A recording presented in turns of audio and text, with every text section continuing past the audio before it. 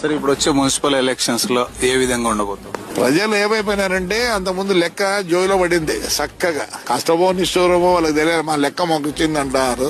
మా వాళ్ళు ఏమో చెప్తున్నారు మొత్తం ఎన్నో 83 ఏమో ఉన్నాయి, మొత్తం 83 గెలుస్తామంటున్నారు. నాదైతే కష్టంగా ఉంది అనుకుంటాను నా వరకు. ఎందుకంటే మేము సరైన పద్ధతిలో రాష్ట్రంలోనే తాడపత్రి అంటే ఇలా ఒక చూపు చూస్తారు. ప్రతిపక్షంలో ఉన్నప్పుడే మీరు గెలిచారు, ఇప్పుడు పాలకపక్షంలో ఉన్నారు మీరు. అందుకు పాలకపక్షం ఉన్నప్పుడు ఎప్పుడు ఓడిపోతాడు, సరిగా చేసిండాడు. మాది ఒకటే డౌట్ అనుకుంటాను.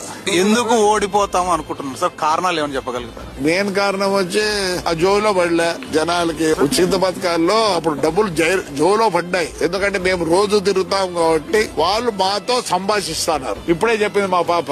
ఏం చెప్తుంది? తిడతాన్నారు, చేస్తారు. అంటే సూపర్ జోయిలోకి పోయినాయి కదా, అట్లా స్కీమ్లు లేవు. మేము ఫ్రాంక్ గా చెప్తాము. నాకు తెలిసి మాది చాలా టఫ్ గా ఉంటది.